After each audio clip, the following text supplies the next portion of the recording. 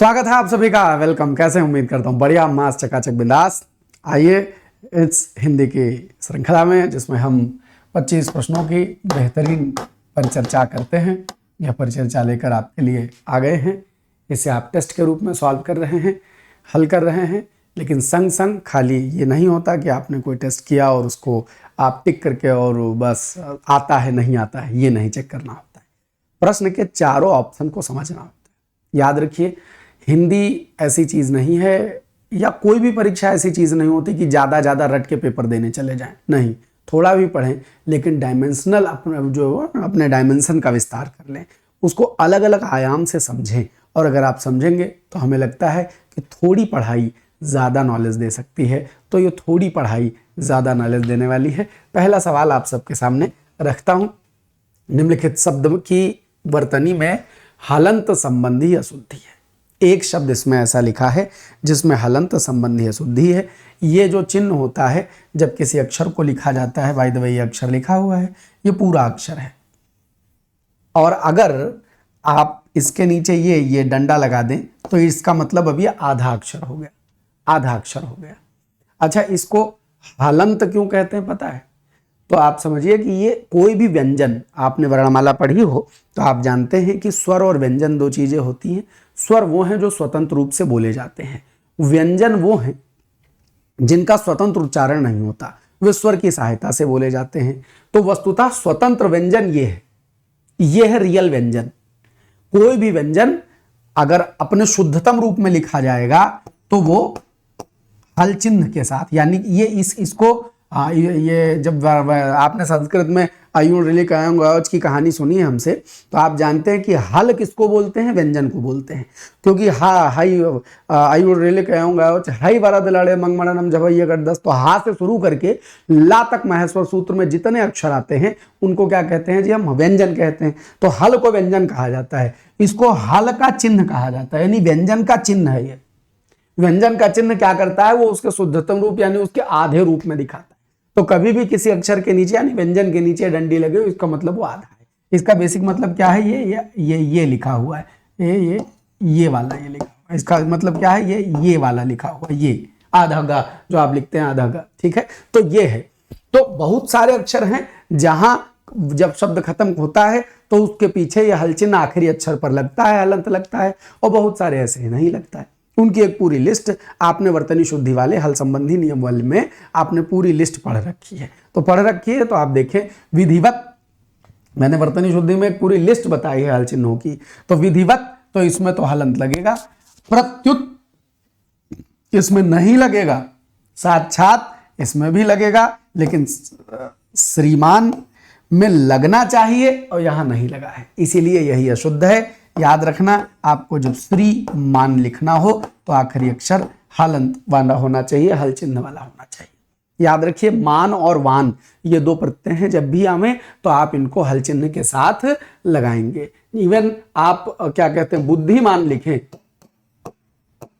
तो बुद्धिमान भी ऐसे लगाना।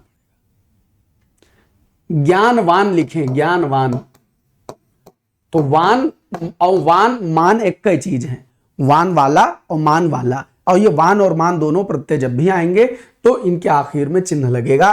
तो श्रीमान में लगना चाहिए था, साक्षात तो शब्द ही है। अच्छा, साक्षात में हल चिन्ह कैसे लगता है? अगर आप ना देख जाने हो तो एक वर्तनी शुद्धि से याद कर लीजिएगा। आपने कभी साक्षात्कार लिखा देखा है इंटरव्यू के लिए? देखा है? तो साक्षात्कार में देखिए ता आधा होता है, पूरा ता थोड़ा होता है, ये आधा है इसीलिए तो होता है। प्रत्युत ऐसे ही लिखा जाएगा, विधिवत में अंत में हलंत लगाया जाएगा। ठीक, आइए आगे बढ़ते हैं। बाकी वो वर्तनी शुद्धि वाला जो चैप्टर पढ़ा है उसमें जाके हल चिन्ह वाली पूरे लिस्ट देख लीजिए, बस खोपड़ी सेट। आगे बढ़िए। यह वही लड़का है उसको तुमने पीटा था, वाक्य के किस अंश में शुद्धि? तो इसको संबंधवाचक सर्वनाम कहते हैं। यह वही लड़का है जिसको तुमने पीटा था। भाई वाजिब संबंध है, वही और उसको का जोड़ा होता है ना, वही और जिसको, ये वाला चलना चाहिए। तो उसको तुमने पीटा था, ये वाला गड़बड़ है। जिसको तुमने पीटा होता तो कोई दिक्कत नहीं थी। आगे बढ़ें। जब दो वाक्यों में बिंब प्रतिबिंब भाव हो तो कौन सा अलंकार होगा? अलंकार एक नजर जरूर डालिए, वरना उसके बिना काम नहीं चलेगा। सुनो, प्रतिवस्तु उपमा, दृष्टांत, पुनरुक्ति, उपमा, प्रतिवस्तु उपमा ऐसे काट दो। का बहुत दिमाग लगाने वाला है, एकदम डिटेल में वर्णिक। ये सब ऑप्शन में आते हैं जो टफेस्ट होते हैं। देखिए अलंकार, मैंने कम से कम 236 अलंकार पढ़े हैं। अर्थालंकार, शब्दालंकार तो गिने चुने हैं 236। रमाशंकर शुक्ल रसाल जी की किताब है, मैंने उसमें 236 अलंकार पढ़े। साहब आप और बहुत सारी किताबें हैं जो खाली क्या कहते हैं रस, वो क्या कहते हैं अलंकार प्रतिपिका आदि किताबें पढ़ लीजिए तो इसके ऊपर अलंकार मिलेंगे। तो होता यह है कि जो इंटरमीडिएट या ग्रेजुएशन के लेवल तक पढ़ा दिए जाते हैं उनमें जो सामान्य, जो हाई स्कूल इंटरमीडिएट तक आपने पढ़े वो उपमा, रूपक, उत्प्रेक्षा, संदेह, प्रातिमान, जितनों की हम सामान्य चर्चा कर लेते हैं ये आए दिन आने वाले। प्रतीपन अन्वय की भी बात कर ली जाती है, ये सबसे ज्यादा पूछे जाने वाले हैं। ऐसे प्रतिवस्तु उपमा हो गया और कुछ और बहुत सारे नाम हो गए जिन नामों को निदर्शना हो गया। अगर इनके पीछे जाएंगे तो जन्म इसी में बीत जाएगा। तो आप जान लीजिए कि ये वाले नाम खाली ऑप्शन की शोभा बढ़ाने के लिए आते हैं, इन पर प्रश्न सामान्यतः नहीं बनते। और अगर बनता, और जो आपके प्रश्न बनते हैं वो जो आपने पढ़ रखा है, जो आए दिन आपकी चर्चा में, उन्हीं में से बन जाए। खाली सवाल को टफ दिखाने के लिए ऑप्शन में आ जाता, तो इसको देख के डरना नहीं, ना आपको खोज के प्रतिवस्तु उपमा के बारे में कुछ पढ़ना है। ठीक, अच्छा। और अगर जरूरत लगी तो थ्योरी में जितनी चर्चा की उतनी सफिशिएंट है, जहां जहां जितनी आवश्यकता होगी उतनी थ्योरी में चर्चा हुई है। अब आते हैं दृष्टांत, पुनरुक्ति, प्रकाश और उपमा। उपमा आप जान गए कि तुलना, जब दो वस्तुओं में तुलना की जाती है, कंपेयर किया जाता है, कमल के समान है, तो उसमें कोई बिंब, बिंब किसको कहते हैं? जैसे बिंब हम हैं और शीशे के सामने हम खड़े हो जाएं तो हमारा प्रतिबिंब दिखाई पड़ेगा, बिंब और प्रतिबिंब। तो बताओ क्या आदमी और उसकी परछाई में कोई तुलना है? नहीं, तो तुलना का भाव नहीं होता। पुनरुक्ति प्रकाश एक अलंकार, ये होता है इसमें वो क्या कहते हैं शब्दालंकार में। शब्दालंकार में इसकी चर्चा भी हमने की है। शब्दालंकार की बात करें तो शब्दालंकार में सबसे पहले अनुप्रास, यमक, श्लेष और वक्रोक्ति और पुनरुक्ति प्रकाश, या इसी का अगला रूप, ये दोनों लगभग एक जैसे चलते हैं, वीप्सा। इतने अलंकार से ज्यादा आपको कभी शब्दालंकार में नहीं दिखाई पड़ेंगे, बस इतने। अनुप्रास आप जानते हैं एक अक्षर की बार बार आवृत्ति। यमक आप जानते हैं जब एक अक्षर 2 बार रिपीट किया जाए, कनक कनकते सौगुनी मादकता अधिकाय। श्लेष आप जानते हैं जब एक अक्षर 1 बार आवे उसके तमाम मतलब हो जावे। वो चरण धरत चिंता करत चितवच्चार हूं और सुबरन को खोजत फिरत कव्य विचारी चोर। सुबरन देख के याद आ रहा है। वक्रोक्ति अलंकार, जहां पर आप बात को सीधे न कहें, कमेंट में कहें, को तुम इत घनश्याम, तो राधा क्या बोली, जाओ उधर वर्षो। घनश्याम हो तो जिस कोई शब्द लिया जाए उसका जो मतलब है उसको ना लेकर के उसमें कमेंट मारने के भाव से कोई दूसरा मतलब निकाला जाए तो वक्रोक्ति हो जाता है। पुनरुक्ति प्रकाश, किसी शब्द की रिपीटेंस हो जाए, धीरे धीरे, तेज तेज, मधुर मधुर। अगर एक शब्द रिपीट किया जा रहा है और बिना अर्थ वर्थ बदले तो उस रिपीटेंस को पुनरुक्ति प्रकाश कहते हैं।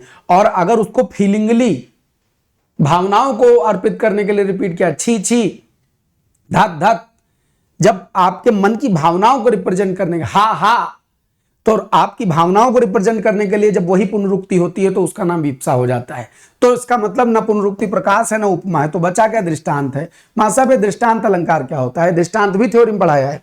क्या है दृष्टांत अलंकार? दृष्टांत अलंकार होता है कि जब हम आपसे कहें कि एक लाइन आप बोलें और उसके नीचे एग्जाम्पल, दृष्टांत का मतलब एग्जाम्पल होता है, एग्जाम्पल देते हुए दूसरी लाइन बोले। एक लाइन बोले और एग्जाम्पल देते हुए दूसरी लाइन बोले तो पहली वाली लाइन की छाया दूसरी वाली लाइन में दिखाई देती है, इसी को दृष्टांत अलंकार कहते हैं। इसी को बिंब प्रतिबिंब का भाव कहते हैं। एग्जाम्पल के तौर पर जब आप कहते हैं दृष्टांत, खोपड़ी में एग्जाम्पल नहीं आ रहा है, देखो भयंकर भेड़िए भी आज आंसू, हाँ सुनिए, कुला ही प्रकाश एक सुत नहीं अनेक सुत निंद।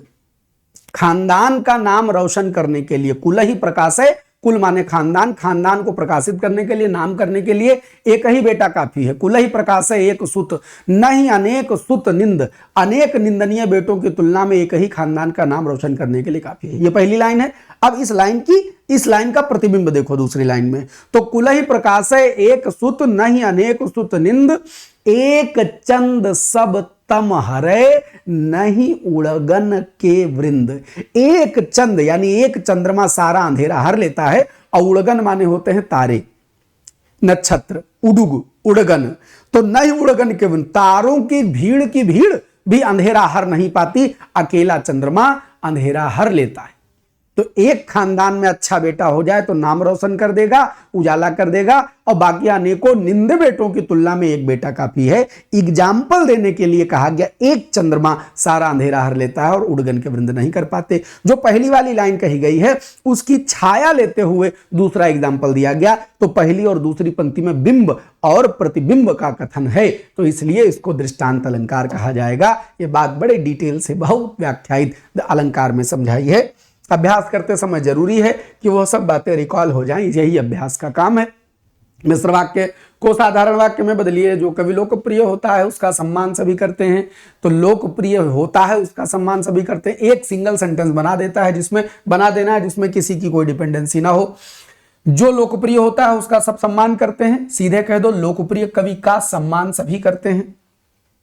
इसमें भी डिपेंडेंसी है, ये भी डिपेंडेंसी है। करना चाहिए मतलब नहीं है, जो वाक्य है उसी को समेट दिया जाए। लोकप्रिय कवि का सम्मान सभी करते हैं, या लोकप्रिय का सभी सम्मान कर, लोकप्रिय कवि का सभी सम्मान करते हैं, ऐसा कुछ भी कह दिया जाए तो चलेगा। आइए आगे बढ़ते। बे खटके में कौन सा समास है? तो जैसे ही आपने खटके में बे देखा तो आपको पता चल गया कि जिस शब्द में क्या, जिस शब्द में बे आ जावे, बड़ा आ जावे, प्रति आ जावे, हर आ जावे, और क्या बोलते हैं यावत आ जावे, यथा आ जावे, तो ये सब दौड़ा के विभाव समास लगा देते हैं।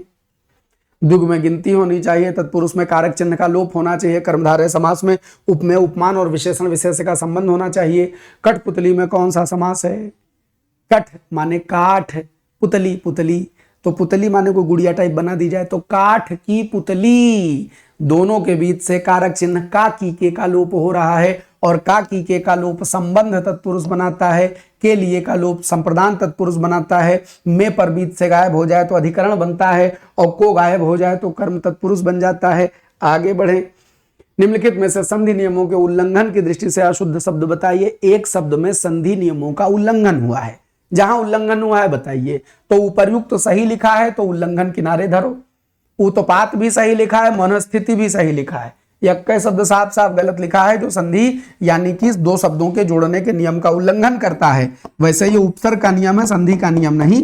जब अन को अधिकार में जोड़ते हैं तो नियम कहता है कि आधे अक्षर को जो मिलेगा आधा अक्षर उसकी मात्रा ले लेता है। इस आधे अक्षर को क्या मिल रहा है? छोटा मिल रहा है, तो छोटे की तो कोई मात्रा नहीं होती, बस वो छोटा इतना करेगा कि उस शब्द को पूरा कर देगा, अक्षर को पूरा कर देगा। तो सही शब्द क्या होना चाहिए? अनधिकार होना चाहिए, ना कि अनाधिकार। ये याद रखने योग्य बात है। 8, जब सादृश्य के कारण, सादृश्य माने समानता के कारण, एक वस्तु में अनेक वस्तुओं के होने की संभावना दिखाई पड़े, निश्चय न हो पाए कि क्या है क्या नहीं, सॉरी अनेक नहीं, अन्य, सॉरी अनेक नहीं, जब अनेक अन्य, जब सादृश्य यानी दो चीजों में समानता के कारण अनेक अन्य वस्तुओं के होने की संभावना दिखाई पड़े और निश्चय न हो पाए, तब वहां कौन सा अलंकार होगा? तो सुनो कि कोई एक चीज आपने देखी और वैसी ही समान आपने कोई दूसरी चीज देखी। अब आपको लगता है ये है कि वो वाली चीज है, ये है कि वो वाली चीज है। इस तरह जब ये दुविधा बन जाती है क्या करें क्या ना करें, तो उसको हम क्या बोलते हैं? अलंकार। कौन सा? विशेष अलंकार। कौन सा विशेष अलंकार? याद करिए कि सारी बीच नारी है कि नारी बीच सारी है, कि सारी ही की नारी है कि नारी ही की सारी है। यही बतिया है ना। क्या है ये? साड़ी है कि स्त्री है, स्त्री है कि साड़ी है। को तुम तीन देव मह को, नर नारायण की तुम दो, नर हो कि नारायण हो कि तुम दोनों हो। तो ये वाली बात आपको याद रखनी है। और जब समानता के कारण एक वस्तु में अन्य वस्तुओं के होने का संभावना जान पड़े। अच्छा, एक चीज और, नहीं यहाँ विचारणीय चर्चा है। हम दूसरे संदर्भ में जा रहे थे। संभावना शब्द पर तो हमने ध्यान ही नहीं दिया। अगर वाक्य में संभावना दिखाई पड़े, ये विचारणीय सवाल है। ये तनिक विचार करने की चीज है इसमें। देखिए, ये सवाल को कुछ नहीं किया गया है, हमको लग रहा है खाली टब बनाने के लिए दो भाषाएं मिलाई गई हैं। मैं सब चीजें समझा के आपको बता देता हूं। हाँ, मैं असल में वो ना दिमाग में एक चीज पढ़ी और एक व्याख्या करने लग गए, दूसरी चीज पढ़ी तो दूसरी व्याख्या। अब मैंने इसको समेकित पढ़ा है, अब पहले समझिए। भ्रांतिमान जहां समानता, अब जो व्याख्या करने जा रहा हूं उस पर ध्यान दीजिए, के कारण एक वस्तु, तो कई बार आप भी बिना नहीं वहां देखे सवाल लगा देते हैं, इसे हम कर ले रहे हैं। एक वस्तु को दूसरी मान लिया जाए, मान लिया जाए। ठीक, संदेह क्या होता है? जहां समानता यानी सादृश्य माने समानता के कारण एक वस्तु में दूसरी के होने का संदेह हो। उत्प्रेक्षा जहां उपमेय में उपमान की संभावना हो, और विभावना जहां बिना कारण के कार्य पाया जाए, जहां बिना कारण के कार्य का होना पाया जाए। ठीक, बात समझ है? अब सुनिए, जब आप कहते हैं भ्रांतिमान अलंकार, अब यहां देखें, विभावना तो यहां है नहीं, इसका उत्तर संदेह ही होगा। अब व्याख्या कर दे रहा हूं कि उत्प्रेक्षा काहे नहीं होगा, संभावना देख के हम रुके और फिर काहे आगे बढ़ गए, इसको समझिए। विभावना जहां बिना कारण के कार्य का होना पाया जाए, बिनु पद चले सुने बिन काना, बिना कारण के काम हो रहा है, बिना पैर के चलते हैं, बिना कान के सुनते हैं, बिना कारण के काम हो जाए तो विभावना अलंकार लगा देंगे। संदेह जहां समानता के कारण एक वस्तु में दूसरी होने का संदेह हो, जो अभी बताया एग्जाम्पल, नारी बीच सारी है कि सारी बीच नारी है कि नारी ही की सारी है कि सारी ही की नारी, यह है कि यह है, इसमें किया जाता है, यह है कि यह है, साड़ी है कि नारी है, नारी है कि साड़ी है, या क्या कहते, तुम तीन देव मह को, नर नारायण की तुम दो, तुम हो नर हो कि नारायण हो कि तुम दोनों हो। भ्रांतिमान में क्या होता है कि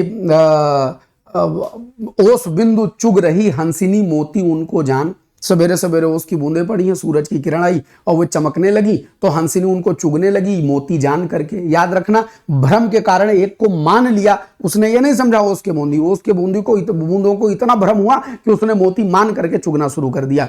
तो भ्रांतिमान भी यहां नहीं है।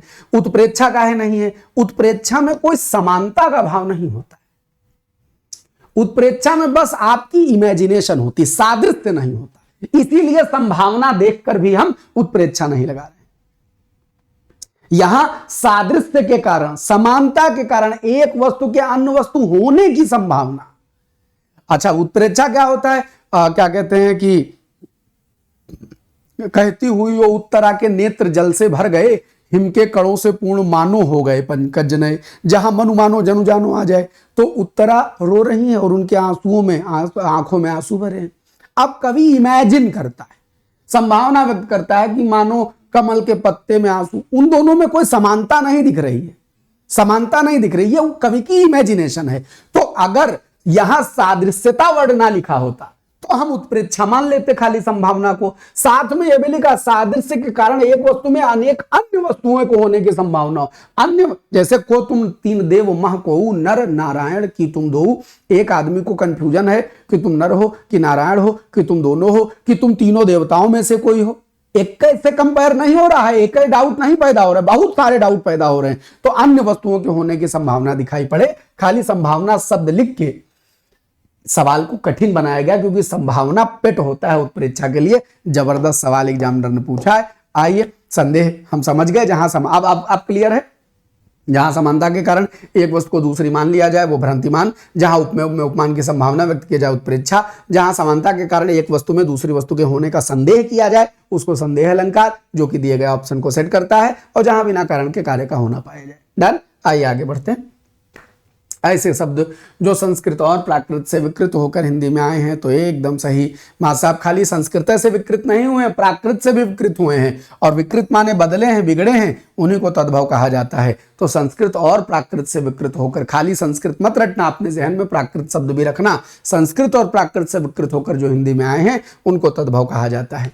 चमकीला में कौन सा प्रत्यय है? तो चमक, और उसमें जोड़ दीजिए ईला। ईला ईला, चमक ईला। मूल शब्द में प्रत्यय, इस तरह के प्रत्यय पहचानने का तरीका है कि पहले मूल शब्द सोचो क्या होगा, तो मूल शब्द चमक, अब उसके बाद बोल के देखो ईला, तभी बनेगा चमकीला, तो चमकीला हो जाएगा। इसमें कोई दिक्कत नहीं। आगे बढ़ते हैं। अनु उपसर्ग से बना शब्द नहीं है। सुनो, तोड़ के देखना, बिना तोड़े ना चले जाना, और तोड़ने के बाद सेंस दिखना चाहिए। अनु और चर, हाँ गुरुजी। अनु माने पीछे पीछे, जा माने जन्म लेना, अनुज। अनु माने पीछे पीछे, गामी माने गमन करने वाला, गामी। अब अगर तुम इसमें अनु और पमा अलग कर दोगे तो ये पमा का बनेगा, कुछ बनेगा, यानी कि इसमें अनु नहीं। उपसर्ग की खासियत है कि जब तुम उसको एक्सक्लूड करोगे तो शब्द बच जाता है, और तुम यहां अनुपमा में अनु एक्सक्लूड कर दे रहे हो तो शब्द नहीं बच रहा है। इसका मतलब इसमें अनु नहीं है। उत्तर यही है। तो है क्या मास्टर साहब? है बच्चा, इसमें अन माने नहीं, उपमा। जिसकी उपमा किसी से न दी जाए वो अनुपमा है, यानी इसमें अन उपसर्ग है, नहीं वाला उपसर्ग है, अनु उपसर्ग नहीं है। इनमें तीनों में अनु है, यही उत्तर। अनु से बना शब्द नहीं है। आगे बढ़े। नग का अनेकार्थक शब्द है। नग तो ना सब याद हो चुका है। अनेकार्थी की पूरी लिस्ट हमने पढ़ ली है। न ये क्या हो रहा है जी? ABCD नहीं चाहिए। अच्छा, वो उसमें कलर भरने लगा, वाह, ये क्या है? जय हो।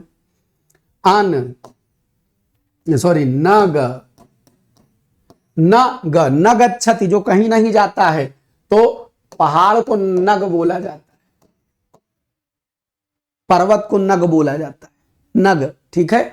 नग पेड़ को भी कहा जाता है, नगच्छति। पहाड़ भी पेड़ है, और वो नग पेड़ को कहते हैं, और नग पहाड़ को भी कहते हैं। नग एक संख्या को गिन के, मतलब गिनने का एक यूनिट भी है, मतलब कि ये एक नग है, ये दो नग है, ये चार नग है, वस्तुओं को बोल दिया जाता है उस संदर्भ में। तो यहां गुरुजी खाली पर्वत है, बाकी कोई। नाग तो हाथी होता है, नाग अनेकार्थी शब्द है।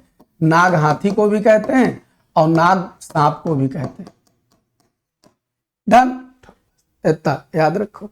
आइए आगे बढ़ते हैं। 12 वृषभानुजा के शब्द का समानार्थी है। तो आपको मालूम है कि राजा वृषभानु की पुत्री, तो वृषभानुजा, राधा जी वृषभानु की बेटी हैं, इसलिए उनको वृषभानुजा कहा जाता है। माता पार्वती शैल यानी पर्वत की बेटी हैं, इसलिए उनको शैलजा कहा जाता है। सीता जी और जानकी जी जनक जी की बेटी, उनको जनक तना कहा जाता है। और भूमिजा कहा जाता है, भूमि की पुत्री होने से माता सीता को भूमिजा कहा जाता है। भूमि संभवा कहा जाता है, भूमिजा। ये जा वाले शब्द से बनाया, बाकी तो बहुत सारे बन सकते हैं। पिताजी के नाम में कोई जनकजा शब्द चलता नहीं, अच्छा नहीं लगता, तो जनक तनया, जनक सुता, जनक नंदिनी, जनक शब्द जोड़ करके और शब्द बनाए जाते हैं, लेकिन जा नहीं वाला नहीं बनाया जाता। इनमें से गंगा का पर्यायवाची नहीं है। बहुत जबर सवाल है। इसमें दो शब्द आपके लिए नए हैं, दो तो आप हमारी संगत में सीख चुके हैं। एक तो त्रिपथगा, 3 पथ पर जाने वाली गंगा है। जब गंगा जी शंकर जी की जटाओं में समाई तो शंकर जी ने उनको एक आकाश को, एक पाताल को और एक भगीरथ के पीछे भेजी, तो गंगा त्रिपथगा, 3 पथ पर जाने वाली हो गई। और विष्णुपदी, भगवान विष्णु के चरणों से गंगा निकली है, इसलिए उनको विष्णुपदी कहते हैं। भीष्म सु, तो प्रसु, सु शब्द जन्म देना होता है। भीष्म सु माने भीष्म को जन्म देने वाली, यानी भीष्म की माता। और आप जानते हैं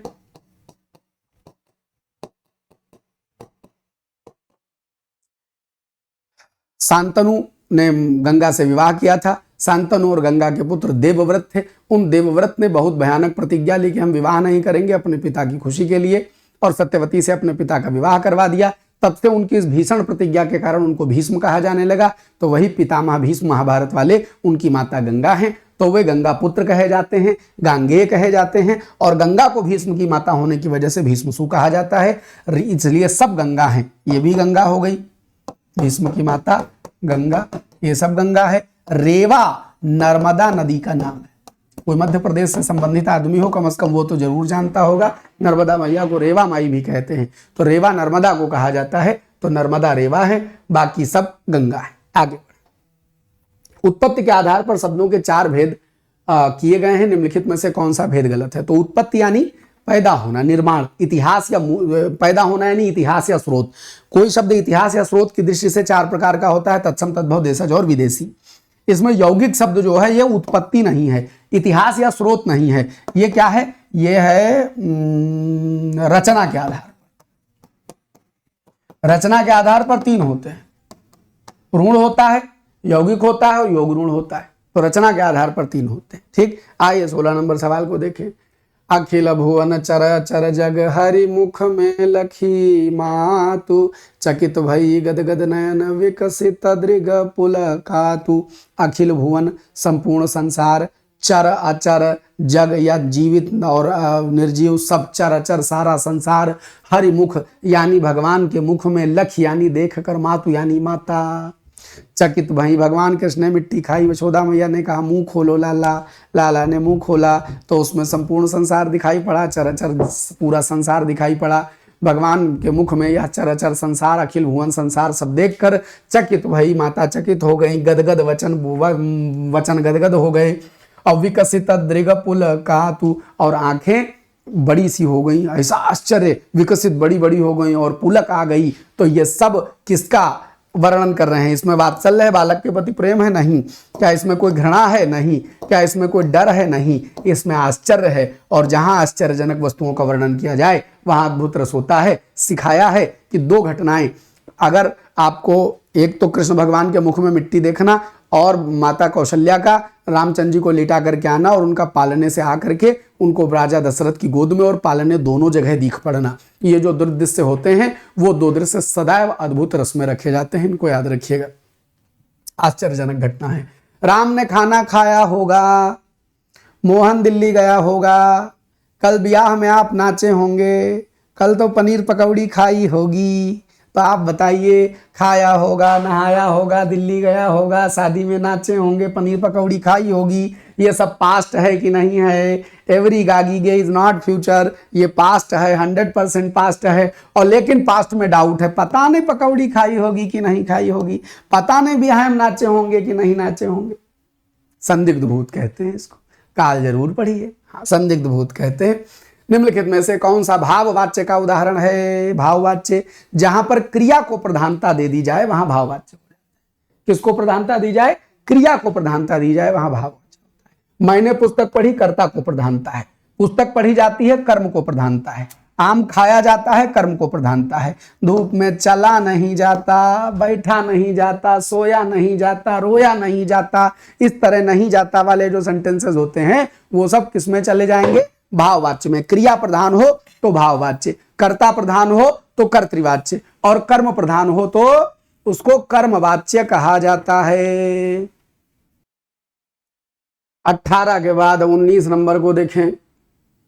निम्नलिखित वाक्यों में से एक में करण कारक के विभक्ति चिन्ह का प्रयोग हुआ है। तो करण कारक का विभक्ति चिन्ह क्या होता है? से और द्वारा। लेकिन एक दिक्कत और होती है कि से द्वारा अपादान का भी चिन्ह होता है,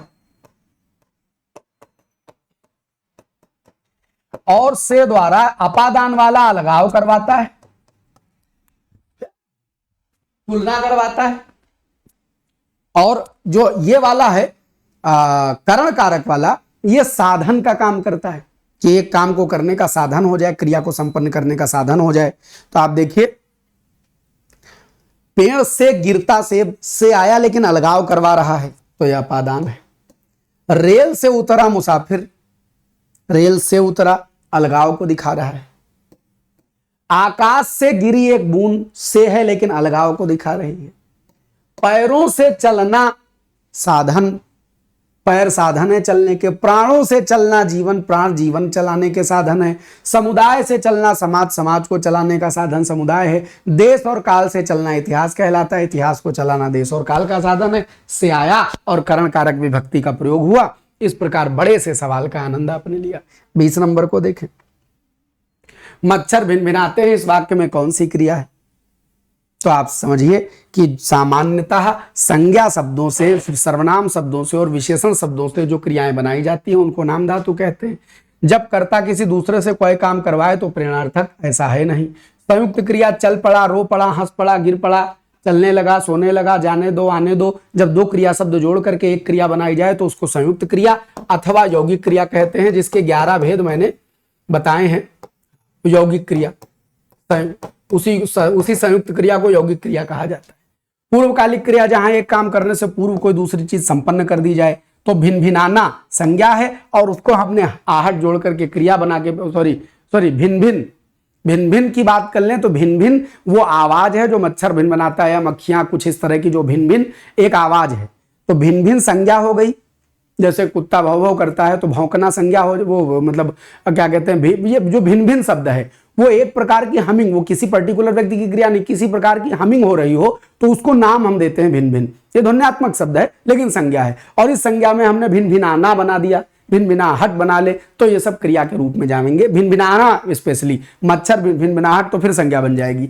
मच्छर भिन भिनाते हैं यानी मच्छर भिन भिन करते हैं, यही तो भाव निकल रहा है। तो भिन भिन से हमने भिन भिनाना बना लिया, तो नाम धातु, संज्ञा से क्रिया बना ली तो इसको नाम धातु ही कहेंगे। ऑप्शन से एलिमिनेट कर लिया करो बच्चा। 21 नंबर देखो। राधा ने पायल से चिट्ठी लिखवाई। क्या राधा ने खुद लिखी? नहीं, गुरुजी लिखवाई। तो जब कर्ता स्वयं न कर कर किसी दूसरे से काम करवावे तो उसी को प्रेरणार्थक क्रिया कहते हैं, उसी को प्रेरणार्थक क्रिया कहते हैं। 22 नंबर को देखें। इनमें से कौन सा शब्द स्त्रीलिंग है? स्त्रीलिंग है। जेंडर तमाम सब घर की खेती है। रसगुल्ला खाया जाता है, पराठा खाया जाता है, टोप पहना जाता है, अजवाइन अच्छी है, महकती है, अजवाइन ये है, अजवाइन वो है, अजवाइन स्त्री। संचारी भाव कितने प्रकार के होते हैं? संचारी भावों को ही व्यभिचारी भाव कहा जाता है, और इन संचारी और व्यभिचारी भावों की कुल संख्या कितनी होती है? 33 यानी 33। 33 यानी 33 इन संचारी भावों की संख्या होती है। आगे बढ़िए। लिपि चिन्हों के क्रमबद्ध समूह को क्या कहते हैं? तो जो लिपि के चिन्ह होते हैं, आ ई ई, ये लिपि के चिन्ह है। इनका क्रमबद्ध समूह माने sequential order, A B C D, ये भी लिपि के चिन्ह है। सीक्वेंस में क्रमबद्ध के रूप, समूह के रूप में आएंगे तो ये वर्णमाला कहे जाएंगे। तब न ये अक्षर होगा, न ये वर्ण होगा, न खाली वर्ण समूह होगा, तब इसको प्रॉपर वर्णमाला अल्फाबेट कहा जाता है। किस व्यंजन के उच्चारण में जिह्वा तालु से नहीं टकराती? ये जिह्वा तालु से टकराएगी तो अक्षर तालव्य हो जाएगा, तालु से बोला जाने वाला। तो जिनको जिनको तालु से बोला जाएगा उनमें जिह्वा तालु से टकराएगी। तो जा में तालु से टकराएगी, चा में तालु से टकराएगी, तालव्य शा में तालु से टकराएगी। लेकिन घा जब कंठ से बोला जाता है तो इसमें कैसे तालु से टकराएगी? प्रैक्टिकली समझ लिया वर्णमाला। एग्जामिनर की हिम्मत चाहे जितना घुमा के सवाल बनावे, आएगा तुम्हारे दर पे, तुम्हारे कंसेप्ट को छू करके उत्तर जाएगा, इसके बाहर नहीं जा सकता है। एक ही दवाई थ्योरी को एकदम पारायण करिए, जैसे भगवत गीता पढ़ी जाती, रामायण पढ़ी जाती, सुनते हैं लोग जान मंजीरा बजा के, वो सुनते रहते हैं। आप कुछ न करिए तो जब मौका लगाइए सुन लीजिए, जो लेक्चर लगे आपको रिपीट करने की जरूरत है, लिखिए पढ़िए। अरे वो तो करती है दुनिया, सब करते हैं, ठीक है। आपने लिख लिया, पढ़ लिया, आपकी मर्जी, को कान में लगाइए, सुनिए, बस 1.25 लगा लीजिए, सुनिए। जो टॉपिक में तनिक डाउट लगे जाइए कान में लगाइए, सुनिए। ये सारा खेल है कि अगर वो बात खोपड़ी में जा रही है तो पेपर में वही बात बोल बोल करके सवाल का उत्तर आएगा। तो ये 25 सवालों की श्रृंखला। बाकी आप अमर हिंदी भास्कर भाई अमरनाथ हमारे एप्लीकेशन पर आनंद ले रहे हैं। कोई डाउट आवे, मन में कोई दुविधा आवे तो कहीं जा करके कोई कमेंट करने की जरूरत नहीं है।